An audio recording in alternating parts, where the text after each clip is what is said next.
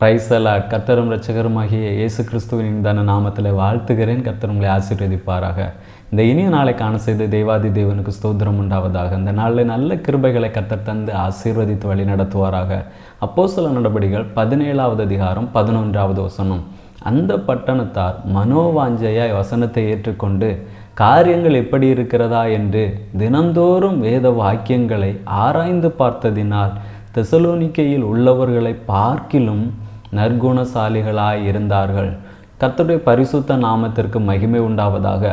அந்த பட்டணத்தார் என்று சொல்லப்பட்டிருக்கு. எந்த பட்டணத்தார் என்று பார்க்கும் பொழுது முந்தைய வசனத்தில் சொல்லப்பட்டிருக்கிறது, பெரையா பட்டணத்தார் என்ன செய்கிறார்கள்? மனோவாஞ்சையாய் வசனத்தை கேட்டு அதை தினந்தோறும் ஆராய்ந்து பார்க்கிறார்கள். ஆராய்ந்து பார்த்தது நிமித்தமாக தெசலோனிக்கே சபையில் உள்ளவர்களை பார்க்கிலும் நற்குணசாலிகளாய் இருந்தார்கள் என்று பார்க்கிறோம்.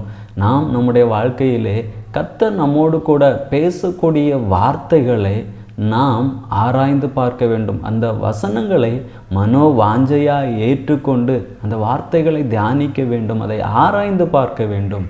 அப்படி ஆராய்ந்து பார்க்கும் பொழுது நமக்குள்ளே ஒரு விசுவாசம் பிறக்கும். அந்த விசுவாசத்தின் நிமித்தமாக நமக்குள்ளே சில மாற்றங்களை நாம் பார்க்க முடியும். கேரக்டர்ஸில் சில மாற்றங்களை நாம் என்ன செய்ய முடியும்?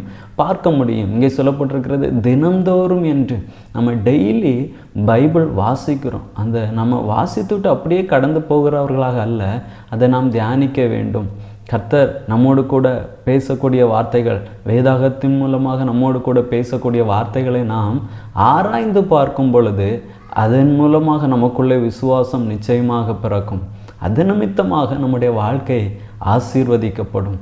ஆகையால் தினந்தோறும் நாம் வேத வாக்கியங்களை, வேத வசனங்களை ஆராய்ந்து பார்த்து நாம் நற்குணசாலிகளாக மாறுவோம். கர்த்தர் நம்மை ஆசீர்வதிப்பார். ஜெபிக்கலாமா? நல்ல தகப்பனே, உம்மை நன்றியோடு உம்மை துதிக்கிறோம், உம்மை ஸ்தோத்தரிக்கிறோம் அப்பா. இந்த பெரையா பட்டணத்தார் தினந்தோறும் அந்த வேத வாக்கியங்களை ஆராய்ந்து பார்த்தது நிமித்தமாக நற்குணசாலிகளாக மாறினார்கள் என்று பார்க்கிறோம். நாங்களும் தேவ சமூகத்தில் அமர்ந்திருந்து தினந்தோறும் வேத வாக்கியங்களை ஆராய்ந்து பார்க்க கர்த்தருக்கு நல்ல கிருபைகளை தாரும். உம்முடைய நாமத்தை மகிமைப்படுத்தும். இயேசுவின் நாமத்தில் பிதாவே, ஆமேன்.